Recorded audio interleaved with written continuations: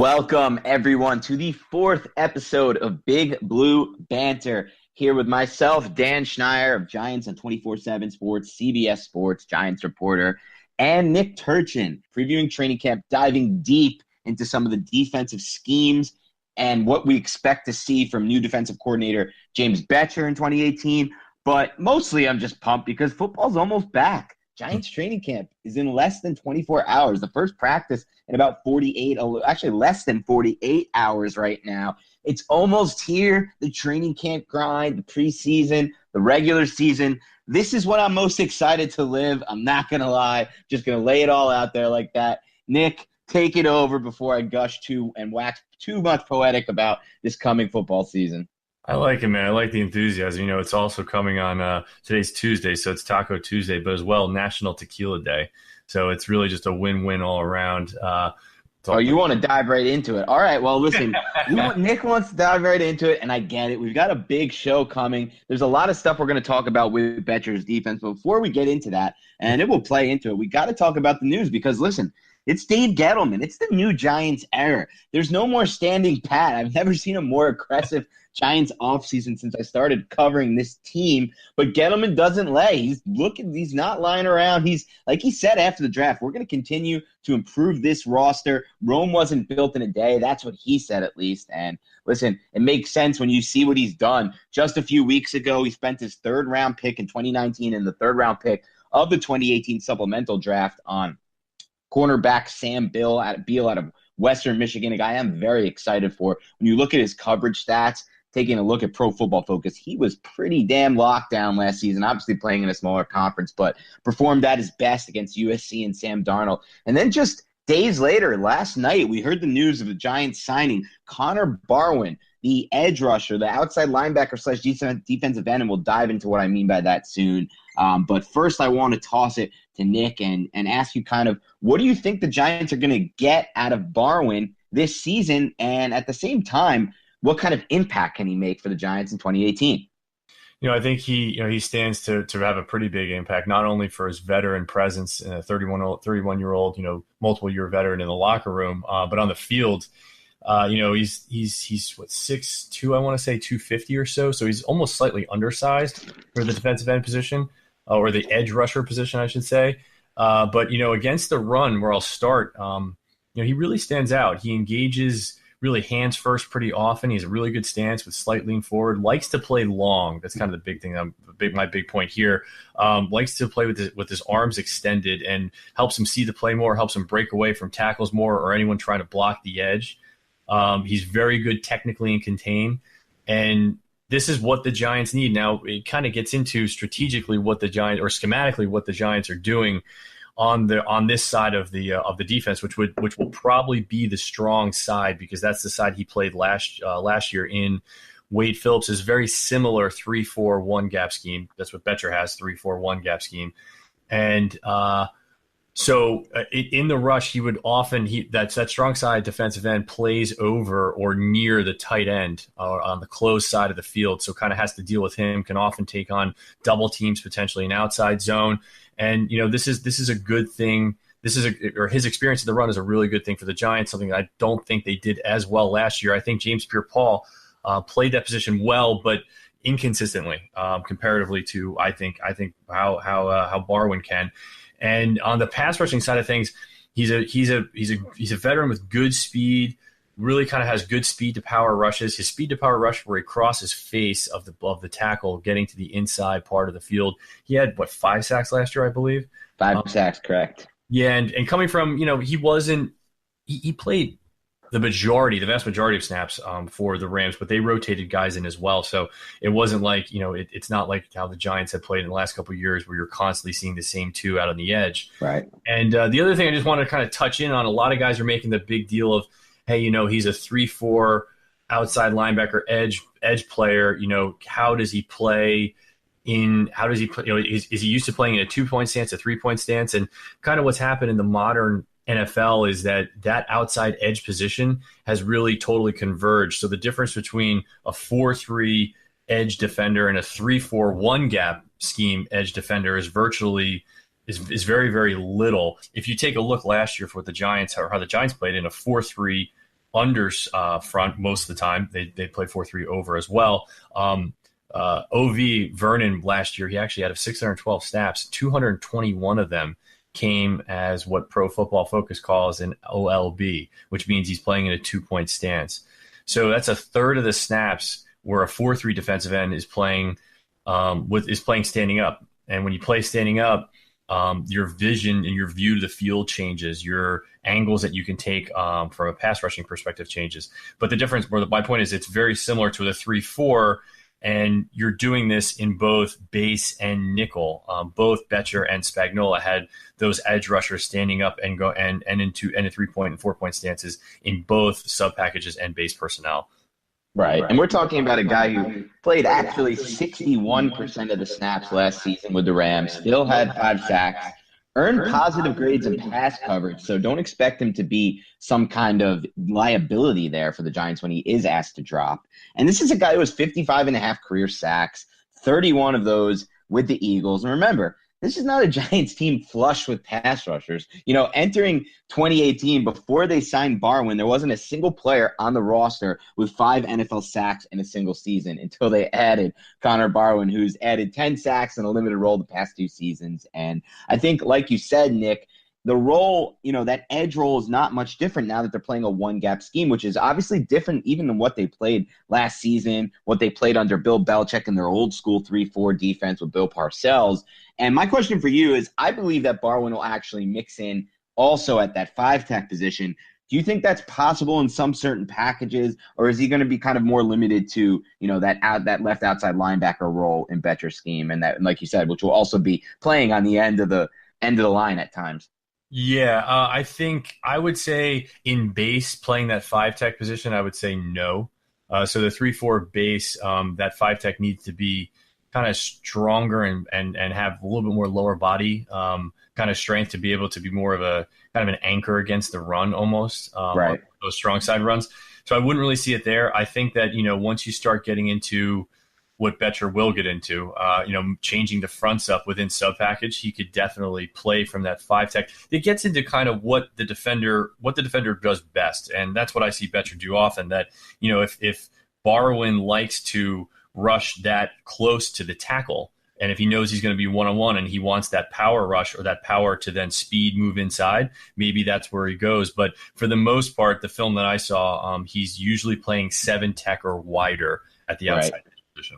Yeah, and you did a great job on Twitter last night of actually breaking down some film. I know I retweeted a bunch of it. I mean, sorry to the fans who I put through the stress of having to see Bobby Hart in a one-on-one pass production situation for hopefully the last time, certainly the last time in a Giants uniform, hopefully the last highlight of any Bobby Hart game tape that you'll ever have to watch. But it was interesting to watch Connor Barwin kind of take advantage of the angles that the Giants were playing in pass production to get the sack on Eli Manning, really beat Hart right off the bat. But I thought the more interesting clip that you posted was actually another clip where Connor Barwin kind of set the edge and did an excellent job using his length in the run game to stop an outside run the Jaguars tried to run, actually behind a pulling guard, Patrick Omameh, who's now you're going to be the starting right guard for the Giants. So don't panic. Don't look at that game tape and rule out Omameh. I actually think he has a really, really good chance to be one of the best value additions if not the best value addition of the entire offseason.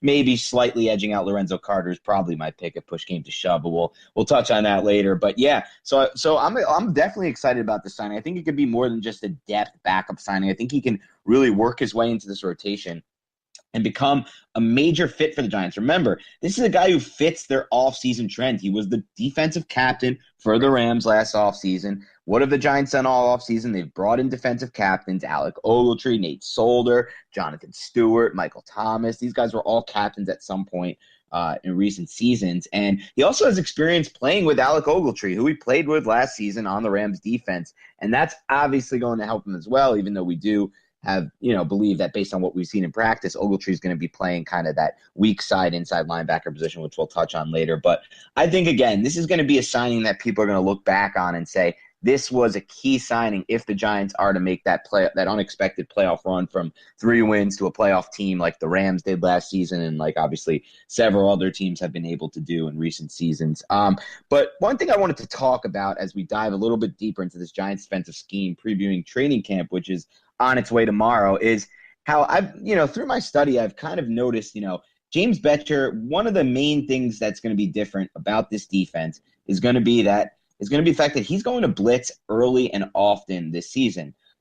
Just looking at the stats behind it, Bettcher finished in the top three. Each of his defenses finished in the top three of blitz percentage over each of his past 3 seasons coordinating the Arizona Cardinals. Now you look at Steve Spagnuolo last season, and he blitzed on only 28.2% of dropbacks. And by blitzing, we mean just sending more than 4 pass rushers. And that was slightly below the league average, according to Pro Football Focus. But Bettcher blitzed on 36.6% of dropbacks. So this is going to be the main key that I think changes in this defense. I mean, Landon Collins dropped a hint on this earlier this offseason that not many picked up on when he was at the Giants town hall meeting for fans in New York City. And he said, we've even confused Eli more than I've ever noticed since joining the Giants because we've got 5 guys on the line of scrimmage. We got more than 5 guys on the line of scrimmage every play. Not on the line of scrimmage, blitzing on every play. So, with 5 guys coming on every play, it gives the quarterback more to think about on each single snap. So kind of wanted to dive into this and ask you, how will his blitzes differ from Steve Spagnuolo? Because I've talked about it in the past with you, how Spags used to run those delayed blitzes and send guys from different spots. But kind of dive into what we mean when we say, okay, this team's going to blitz more, but how is it going to be different than the blitzes we've seen? Yeah, sure. For those that haven't seen, I actually wrote a couple pieces on this over at Cover One, so kind of doing a little touching on some of the parts that I hit on in those articles, which specifically dealt with the defensive backs and the differences there between Spags and Bettcher. But here we'll jump into the linebackers too, because it is kind of critical. Just real quick, guys know this in terms of Spags, but coming from his background from Jimmy Johnson in Philadelphia, great defensive coordinator, he was really revolutionary for all types of blitzing, specifically though. Defensive backs and showing that double A gap look to start. One of the kind of the hallmarks, I would say, of the Spagnuolo blitz was to overload or show an overload on one side of the line pre-snap. And this is pretty simplistic, but getting the offensive line to adjust by calling a slide to that side, to the overload side, and then sending a delayed defensive back blitz from the opposite side of the field. And so on that side of the line, usually you only have 1 or 2 blockers, max on that side of the field. And these type of blitzes were very effective against 5 and 7-step drops where the QB was looking to push the ball downfield through multiple reads. And again, I'm simplifying this, but in a little bit more of the modern era with the quick game as prevalent as it is today with it's a crazy number, like 70% of throws are under 10 yards. That quick game nullified that type of delayed pressure, right. Or at least it has for the most part. Fast forward to kind of how Bettcher runs things. It's not to be a direct critic because obviously Spags is a great coach. And throughout all this, I didn't want to be basically, bashing Spags to say, no, Bettcher's the new guy in town. It's going to be much better. But his blitzing tendencies are as Dan mentioned, are much more straightforward. And when I say straightforward, meaning he blitzes, he likes to show the blitzers that are going to come, or at least show a group of blitzers that are going to come from the line of scrimmage, and kind of have the offensive line pick who they want to block, and have the offensive line know that the blitzer is very good in coverage as well, good in getting downhill and getting straight after the quarterback. And that kind of gets into like the whole idea of having versatile defensive backs or linebackers that can cover or get downhill after the quarterback very effectively. And that's not very easy to do. Not to criticize, but if you pull up some of the old Giants tape from the last 2 years, you see some secondary members kind of getting touched, kind of very lightly by a blocker and falling over. Holding your balance through contact is very hard in blitzing when you're not used to doing it. Most of the guys that blitz for Bettcher blitz often, and they get better and better at their technique. So in my opinion, his system allows the guys who do things well to do them more often, and that leads to higher success, at least in my mind. So most of Bettcher's blitzes come from call it a defensive back or a strong safety that's near the line of scrimmage, and teams that line up with wings or tight slot receivers are vulnerable to this because it's an easy angle and an easy excuse for the strong safety to be near, or the nickelback to be near the line of scrimmage in that case. And that was really Matthew in in Arizona kind of taking that position last year. And he's a guy who's only 5'9", 185 pounds, but that guy brings it when he brings it. And, they saw a lot of success there. So that's one part of what they do.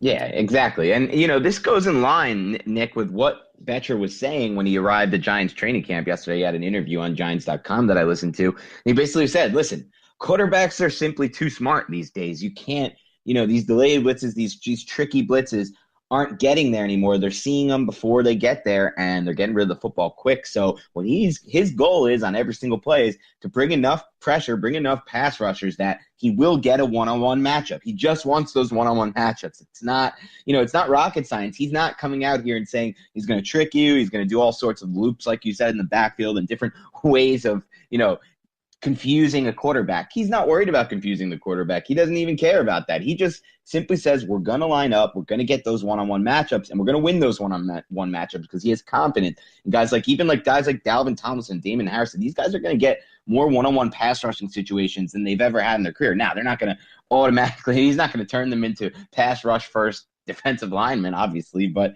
they're going to get more opportunities than they ever have. And one interesting area I wanted to ask you about, because it's something that I noticed throughout spring practices. You're talking about minicamp before the draft, OTAs after the draft, and even the mandatory minicamp. There was a lot of A-gap blitzing. This is something that, Mike Zimmer likes to run in his 4-3 defensive scheme in Minnesota. The double A-gap, the single A-gap blitzing. It's something that obviously Jim Johnson, Steve Spagnuolo like to use. But I think that Bettcher is going to do it in a different way and kind of break that down for us, how – if he does plan to blitz those inside linebackers, Alec Ogletree, probably the fastest and blitzing linebacker the Giants have had in years, in all honesty, on the interior at least. And then Goodson, who also showed well as a pass rusher in limited snaps last season. So tell us kind of how Bettcher plans to use his A-gap blitzing and how it might be different than what Giants fans have gotten used to under Spagnuolo. Yeah, sure. So the one of the big differences is that kind of what Dan's saying is that the Ogletree or Goodson would be coming from the stacked linebacker position, and usually the two ILBs. Again, this is in 3-4 base or in nickel sub package. Either way, there's going to be two stacked linebackers. Usually they're playing like a 40 tech or closer, meaning basically from the offensive tackle's inside shoulder and closer to the center of the field. And where I saw it last year, if you want to take a look at Wade Phillips's defense using Ogletree for the most part of last season played on the strong side, except for third down situations where he moved to the weak side offense. So when you're on the weak side of the stack backer position, you're away from the tight end most of the time. So the tight end coverage responsibilities go elsewhere. Usually you're kind of checking the running back, or you're on a read rush where if he blocks, you get to rush as well. So it's almost, in some ways, it's almost like a default fifth rusher is kind of automatically set up. And why I like moving Ogletree for the most part to the weak side, which it seems to be what they were doing in camp, is because number one, that Goodson's a great tackler on the strong side. So both backers will complement each other. But that, getting back to the blitz will come in either the A or B gap to the weak side.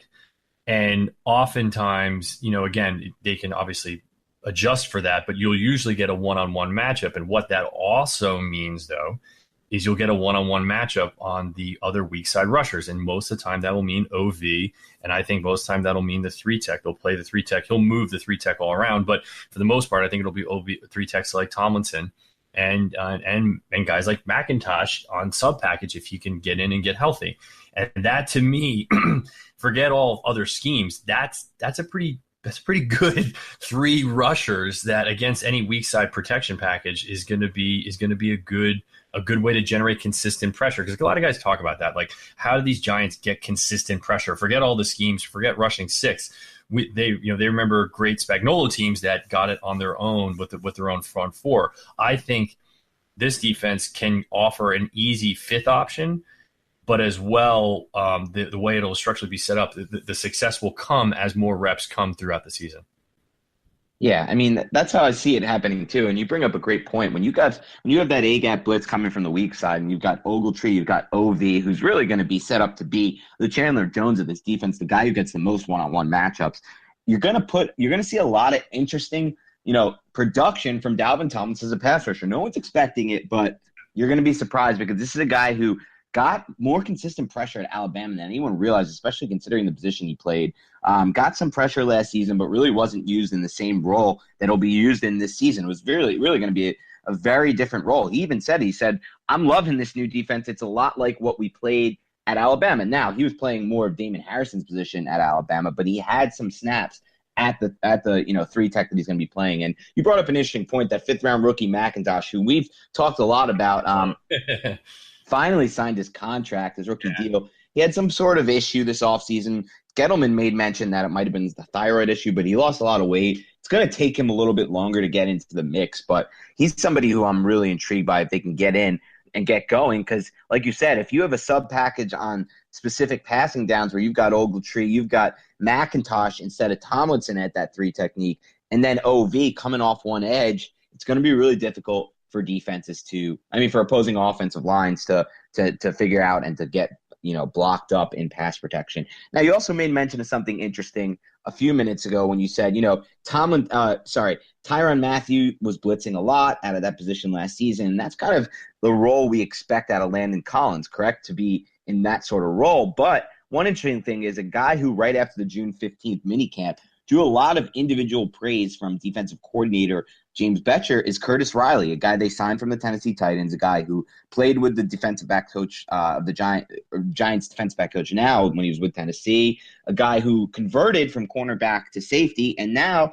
may be playing in a similar role to what we're expecting, because he was playing a ton around the line of scrimmage in the mini camp, kind of in that big nickel role. So kind of tell me, do you expect that role to be filled by mostly Collins, or is that something we're going to see Riley kind of get involved with as well?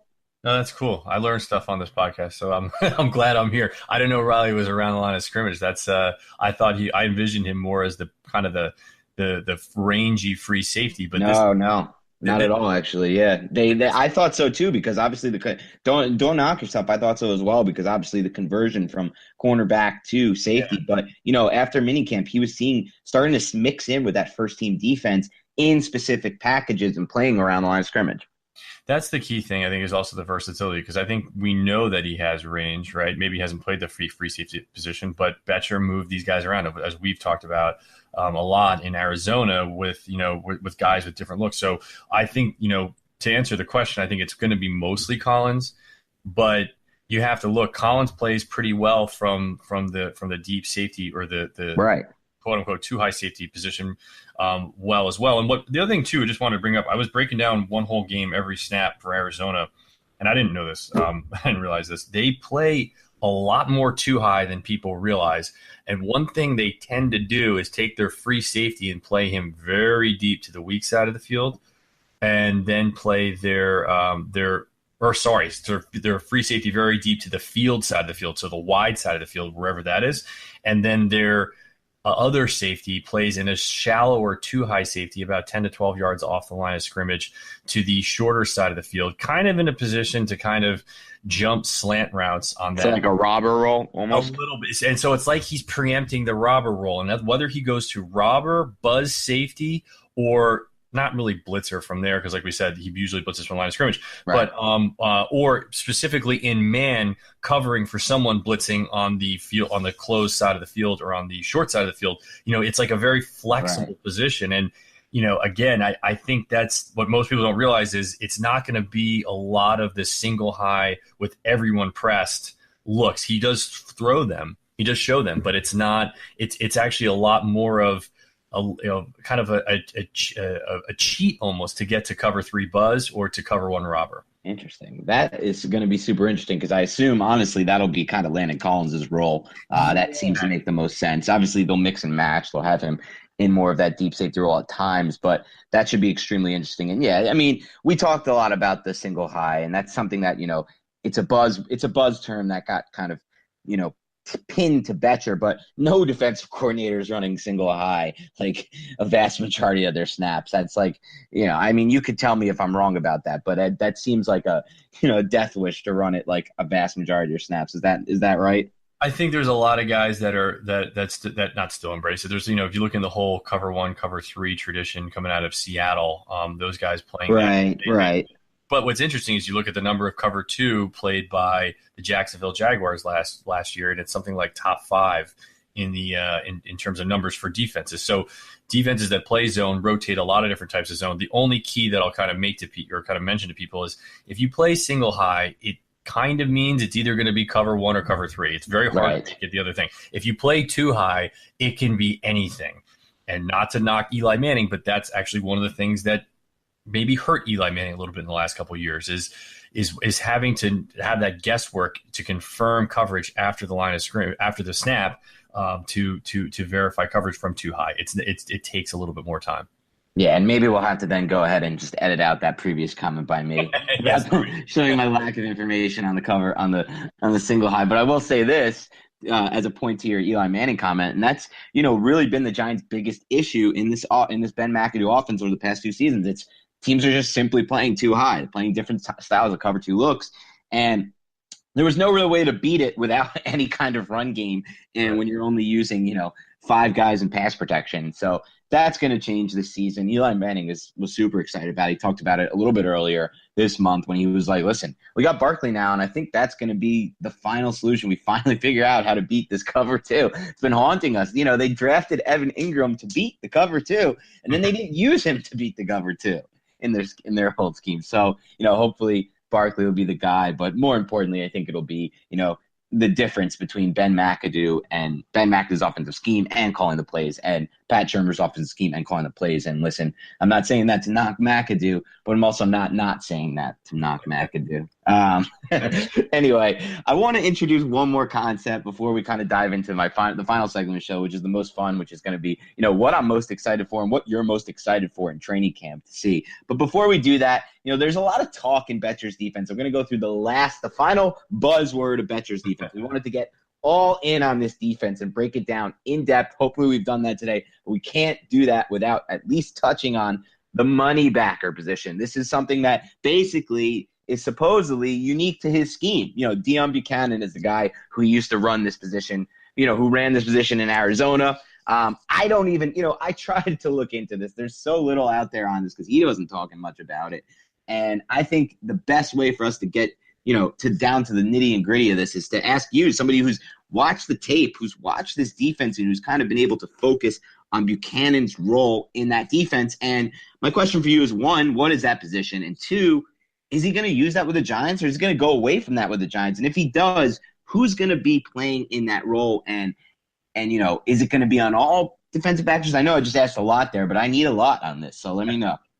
Got it. So yeah, my second piece, or my second part of the cover1.net 2-part preview that I did on the blitzing talks about the betweeners bastion of the defensive backfield for the Cardinals, and now will be the Giants. And basically what we're talking about here is in a 3-4 base, the weak side inside linebacker, which we've kind of described and touched on before, or in nickel, which is played basically on well over 50% of snaps on average in the NFL, because most NFL teams play 11 personnel with 3 wide receivers over 50% or right around 50% of the time. So you're talking about, a very high amount of the time in nickel, that weak side backer. And the reason why you'd want that weak side backer, or the weak side backer gets the Moneybacker kind of connotation, is their versatility to both do kind of everything. And if you look at traditionally how linebackers have stacked up in the stack,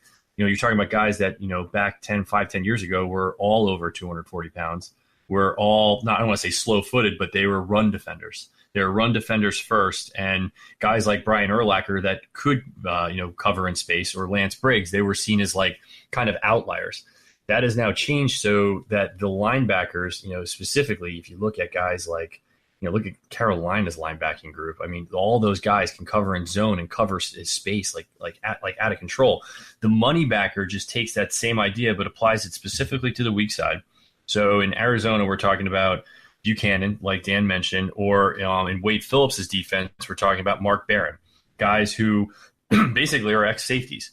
And the trick for the Giants, what's nice for the Giants is, so is Alec Ogletree. He played safety in college and converted there. So what you're seeing is guys that are 230-ish pounds. I think Ogletree's a touch over that, and smaller. And since they are on the weak side, it doesn't mean they're facing less runs or more runs. It's kind of about the same, I would say, for both sides. But most of the time playing the weak side, and with the flexibility to go cover the corner, to go cover a slot receiver, to get a full cover down on a slot receiver, meaning move out on him if need be, if it's a 2-by-2 formation. So that flexibility in the stack position frees up the basically the best way to say it is it frees up the coordinator to not have to dedicate a defensive back to do so. So this really kind of came in light there. I want to say, not to really jump into Mark Barron, but the weakness of the Rams last year was clearly the weak side of the running game, not just because of Mark Barron, but partially because of that, because you do have an undersized guy there, and Barron comes in, I think, around 220 and brings the lumber when he does. But the bottom line is you're lowering the size roughly, but this guy can do many things. And I think for the Giants this year, what I see, and we kind of touched upon it right before, is the strong side backer is going to be Goodson, BJ Goodson. And I think, at 240 pounds plus, that guy really is almost the better version of what Ogletree was last year for the Rams, because he was playing the strong side mostly on early downs. And I think that the weak side backer will be, predominantly be Ogletree. So playing that money back, that versatile role, and basically it's going to put a lot of pressure on him. Yes. And they're going to want depth at that position over time. But I think that's one of the reasons why they signed him was to get surety in that position, in a spot where he can flourish from both blitzing, coverage, and in run support from a sideline to sideline perspective. Exactly, Nick. And people have to understand, the Giants didn't just trade for Ogletree willy-nilly. They traded for him because Bettcher has a lot of experience watching Ogletree, including one play where he had a pick six against Bettcher, the Arizona Cardinals offense last season, and Bettcher was on the sideline. Watch that one. Extremely athletic play. And he has in mind that I want to run that money back position in my defense, and I got a guy to do it, and I know who he is, and let's go get him. And that's what Gettleman did. And I just wanted to bring up the money backer thing because I know there's a lot of people out there who think that it's kind of a role that they envision for Landon Collins.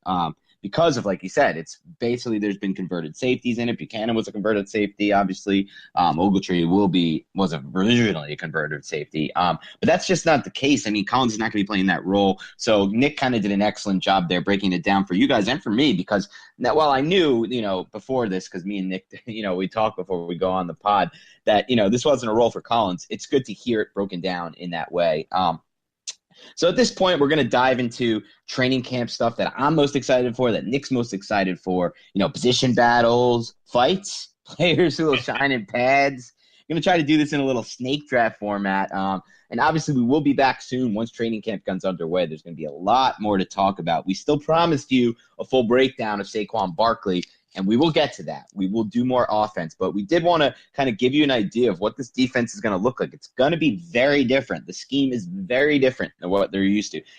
Offenses can change, and they will, and that's going to be a major change for the Giants offense, but there's still going to be some route concepts that the Giants have used that they'll continue to use in 2018, but this defense is going to be a lot different. So the thing that I'm most excited for going into training camp, I'm going to kick us off, Nick, all right?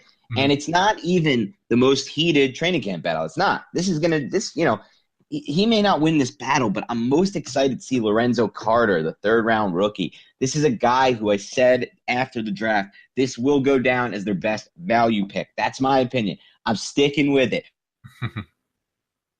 He's going to be the best value pick. That doesn't mean he's the best player, okay? Barkley's going to be the best player in this draft class. Come on, we obviously know that. I mean, as long as he doesn't get hurt, he's going to be the best player. That's clear. I mean, come on. Lorenzo Carter would be drafted top 10 if he had nearly the kind of talent that Barkley has, but respective positions. But I love this Lorenzo Carter kid. Here's a kid who I watch a lot of, and I don't watch tape like you do, Nick, but I try to get into it. I saw his Notre Dame game. I saw a few other games. I saw the game against Oklahoma. I saw just a bunch of different games from him, probably about 6 games from 2017 and 2016 seasons combined. As much as I get my hands on. This is a guy who I just love his skill set for this new defense. We just talked about the entire podcast about how much Bettcher values versatility, the ability to line up on that line of scrimmage and either drop in coverage seamlessly or rush the passer. And that's something he can do. He was excellent in coverage at Georgia. He was used all over the formation, a lot of chase and pursuit. And most importantly for me is he's a guy who was the 6th most efficient pass rusher on a per snap basis. Now, I don't judge pass rushing efficiency like most NFL fans do. Don't give me sacks. I don't care about sacks. If anyone knows me, if anyone's followed me since the original days working for Fox Sports covering just the NFL in a whole, you'll know that I'm one of the biggest proponents of quarterback pressures, quarterback hurries, and quarterback hits. Don't talk sacks to me. I want the hurries. I want the hits. I want the plays that force the quarterback to make errant throws that lead to incompletions, that lead to mistimed throws, that can lead to interceptions, tip passes, throwing underneath instead of taking big plays for the first down. That's what I want. And Carter on a per snap basis got the 6th most total pressures of any player in this draft class. So this is a guy who you could see it when he was lining up in the OTA and spring practices. He had a lot of bursts out line of scrimmage, but, this spring practices are not great for offensive linemen and defensive linemen. They just aren't. There's no pads. There's no hitting. So I'm excited to finally see him get in the pads and see what he can do against these offensive tackles. So you can touch on Carter if you want, or anyone else, or any battle that you're excited to see right now, Nick, that's going to get you going. You can't bring up Carter and then not have me add that the Notre Dame game that you saw. I mean, how many times did they not block him? And there was a lot of unblocked snaps. I'll give you that. But my point though is it's actually still great closure there because they kept on wanting to run the threat of the boot, and then when he would boot, he made Wimbush pay. And this is a guy who did it legally. How many? I don't think he had any penalties in that game. And it was just something. It was really interesting to see because although, like you said, he didn't have the stats. It's like try being Wimbush that game, like getting crushed in the ribs that many times. Like that's right. He's this type of player where it's like you're gonna see results over the course of a game. And yeah, so really kind of psyched to see him specifically though too. I think you got to mention that Barwin now brings a different element to Carter. Because if they're both going to play on the same side, I think they will, by the way, they're both going to play the strong side. That's huge. I mean, you're just getting a guy with, a really, really, a really good veteran helping out a guy like that. And a lot of times too, a lot of fans don't realize a lot of these guys come and it's not that they're unprepared at the NFL level, but it's hard to become a professional as well. Their techniques all need to be honed and perfected. And a lot of times they don't get that in practice because so much of practice ends up being scheme. So anyway, I think that's a huge get for them, or That's a great point there, Nick. And I wasn't even thinking about that. We're talking about borrowing a guy with 55.5 career sacks. Obviously, not the most athletic, right? Games. So he's done it with technique and he's done it with smarts, and that's a great point. He can really be that mentor that Carter's going to need at that outside linebacker position. And yes, they're both going to play that strong side, which also makes me wonder, though. You got Carter, you got Barwin, you also have Kareem Martin, who is signed to play that strong side. Are one of those guys going to flip over behind Vernon on the weak side? It's something to think about. They're all kind of best suited for that strong side, which brings me to starting to wonder, okay, maybe, just maybe, Martin will kind of kick back into where he started his career with the Cardinals at that 5 technique defensive end position instead of the outside linebacker position. Because, there was one snap in spring practices where Martin was kind of, I think they were running the smash route actually, or some kind of vertical route with Ingram. They weren't very specific, you couldn't really figure it out from practice, but he was matched up with Ingram in one-on-one coverage on a vertical route, and Ingram got like 4 yards of separation. Martin's a 280-pound guy playing a little bit of linebacker, so it'll be interesting to see if he kicks inside with the addition of Barwin. I'm also really excited to see just kind of the battles on the line. Mike Shula talked about it, yesterday when he said, they asked him, like, what are you most excited for about training camp? What's the biggest difference? What's going to be the biggest jump from what we saw in the spring? He said the offensive line, like point blank, the offensive line haven't gotten into it at all yet. We haven't learned anything about the O-line. You start learning stuff about the O-line in training camp. And I can't wait to see these battles between Hernandez and Snacks. Like, at the end of June minicamp, these two got into a ridiculous fight. Like, that shouldn't have went down. Like, Shermer was like, after practice, Shermer was like, yeah, I like the fight, sort of, but don't swing your helmet at the guy. That's what Harrison did, swinging his helmet at Hernandez. Those fights aren't going to go away. Those are chippy players, both of them. Like, they're going to be going against each other all throughout practice. I cannot wait to see that battle. But as far as just the rest of the offensive line goes, it's going to be really interesting because, there's a lot of confidence in this Giants offensive line. And to me, there's no real reason for it just yet. Yes, so there's a massive upgrade at left tackle. Yes, Hernandez is probably even going to be a massive upgrade, and I can say that even though he's a rookie.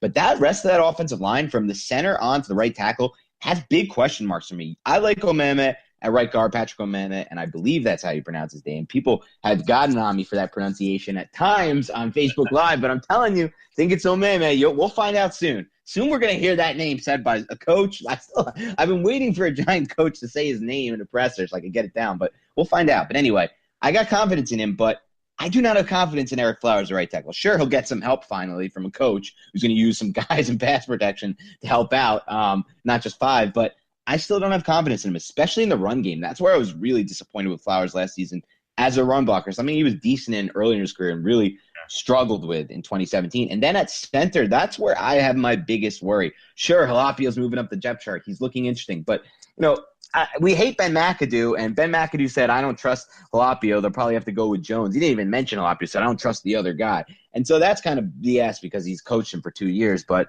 aside from that, I mean, it's not we can't just jump into this thinking Halapio can make this magical transition from former 6th-round pick who was released by multiple teams, a street free agent, signs with the Giants as a guard. Now all of a sudden he's their starting center and he's great at it. I can't make that leap just yet. I need to see it in training camp. And Jones is a guy who I think is really undersized, and he's okay. He's an okay player, but he worries me as well, just kind of the direction they're going in the offensive line. So I'm definitely interested to see that. Do you have anything else to add on the offensive line? Not so much. I think that the center position, like you said, is kind of key. And the other side of it, too, is within Minnesota's ranks last year for Shermer. A big part of Shermer's success, again, you have to definitely have to throw out the RIP shout out for Tony Sperano because he was such a big deal in making that offensive line happen. And again, he just passed away literally 3 days ago. So really sad to hear that. But it was also Pat Elflein there being so versatile in the center position. So it's not just line calls. It's now the centers are much more involved as like a third guard, especially if you're going to run. And not so much because the Giants are going to run maybe a little bit more tilted more man, but the Giants are definitely going to run zone too.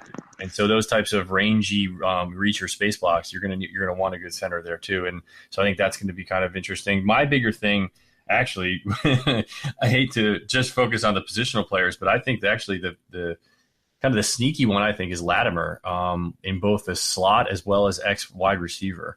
I really think the more tape I've watched since the last time I did the original preview on him. This guy's a real athlete, and he's a real asset that has gone overlooked. And yeah, he had issues in Denver, but this is a guy who can play, and I think he really wants to play and really needs to want to play now this year. And just that's something that Eli has not had besides Odell in any part of the field. A guy who can go up and make a catch, who can make a tough catch for him in contested space where Eli doesn't have to put it like kind of in a perfect position. And so I think that's something where, not a fantasy player, but that may be one to kind of watch, especially in the early weeks. Yeah, and as you guys know, if you've listened in, me and Nick are big proponents of this not being much of a competition for that third receiver role. I know Andrew Sharp's in the mix. I know Roger Lewis is in the mix. I know Russell Shepard's in the mix. I know some people think they might add someone, but Latimer is a guy who I think is really, really, really going to get it going early on in training camp and solidify this role. And as Shula said, listen, we're going to use some deep routes to open up the underneath stuff and the intermediate stuff. And I think that can really be one role he plays, taking the top off of defense with that 4.39 speed and opening up stuff there underneath. But then on the other flip side of things, you use Beckham in a role like that, and then you're getting these intermediate routes where he's going to see single coverage. And like you said, Eli doesn't have to put a perfect ball to him, and he can make a contested catch. So Latimer is a guy I'm definitely focusing on throughout camp. Obviously, the obvious guy is Barkley. We're going to be focusing on him. We touched on Hernandez on the offensive side of the ball. Eli's a guy I also want to see, but I don't take too much away from how the quarterbacks look personally in training camp. This is something that I've noticed over the years, but it's very different in training camp, even in the live padded practices. Now, we might get a little more information when the Giants meet up with the Detroit Lions prior to the second preseason game on the 17th. They play the Lions, and I believe from the 14th through 16th, they'll be practicing with the Lions in Detroit, which I'm really excited for. Finally, the Giants are doing this. They didn't do this at all with Ben McAdoo, which was obviously, to me, an unwise decision. I think this is an excellent decision to practice against another team for a multitude of reasons, but I think then we'll finally get to see a little bit of how Eli looks in this offense. Until then, I'm not because again, remember, when these quarterbacks are going up in practice, they're seeing the same defense and the same defensive players in the same defensive scheme every day. So I'm not as excited there as maybe some others will be when they see the the puff pieces that are bound to come from there. And then just on the defensive side of the ball, I think we touched on a lot today. There's a lot of moving pieces that I'm excited to see in all these roles we talked about. We kind of dove a lot into the defense though, so we won't get too much into that. Is there anything else you wanted to add? Any players you think will be better in pads, anything like that? Any position battles you think could surprise people before we sign off here, Nick? No, I think we hit everything. a lot range against the rider, a lot of positions there. Yeah, I mean, this was obviously more of a defensive-minded podcast, but listen, guys, we're going to be here all summer, all season, breaking it all down. Soon we're going to have some actual game tape to go off of. The preseason's coming, and we're going to look into that, both me and Nick. So we got a lot more coming. Expect another one of these podcasts as we get a little into training camp with a few practices under belt. All we want is a few practices, and we'll get some more information going. But thank you guys again for tuning in. Hopefully you guys learned something today about the Giants defense, about really anything to do with the Giants that excites you guys. But we'll keep it coming this summer, no doubt. Nick, anything else you want to add before we sign off with a little? Oh, obviously before I sign off, I wouldn't be a podcast without a little bit of a shameless plug. Twitter handle, Dan Schneier NFL. That's DANSCHNEIER NFL on Twitter. But more importantly than any of that, at least for me and Nick, would be if you guys liked what you heard today, if you like this podcast, help us grow it. Help us get to the point where we can do a lot more of these. So you can find us on iTunes under Big Blue Banter. And you can also find us on a couple other places with Nick will touch on because he knows a little bit more of the tech details on that. But really, if you can get on iTunes and just give us a review, just quickly, just review the show, download the podcast, give us 5 stars or any kind of stars you want, hopefully 5 stars. We can start to move up that iTunes algorithm and get out to more people so we can build the show and have on some guests. I have some interesting ideas as it comes to guests for the season, which we'll touch on later in the podcast. I got a couple really good guys who do really good work at 24/7 Sports for other teams. So during the season, we're going to get them on before games, things like that. Hopefully we can also get some players on, have built some relationships through my time working for 24/7 for the Giants. So, big things are to come. Help us grow the podcast. Nick, do you want to sign off, give them your Twitter handle and whatnot? Yeah, for sure. Just real quick on the technical side with the podcast, kind of moving up in the world a little bit. You should be able to see it on more venues when we release this one. Should be on Spotify. We will be on different more venues basically. And yeah, please leave a review, leave questions, leave whatever you want to leave to me. For me, it'd be great. My Twitter handle tmanic21. Anyway, my work mostly at cover1.net, a Buffalo-based group of guys that are kind of expanding, and basically I'm the New York Giants X's and O's guys, and the only little thing that I would like to kind of for a plug or for whatever is the content does become premium after like a month, I think. So if you do want to join, it's kind of a low yearly rate to see all of my work for the entire year. If you mention my name at checkout, people helping people, it all kind of goes in the good things, in the good karma bowl. And besides that, also over at InsideThePylon.com, where I kind of started out, if you will. And so, yeah, that's it for me, and psyched to kind of get into camp here. Awesome. All right, guys. Thanks, guys and girls. Thanks again for tuning in. This is Big Blue Banter, episode 4. Signing off now. Have a great rest of your summer, and go Giants. I was trying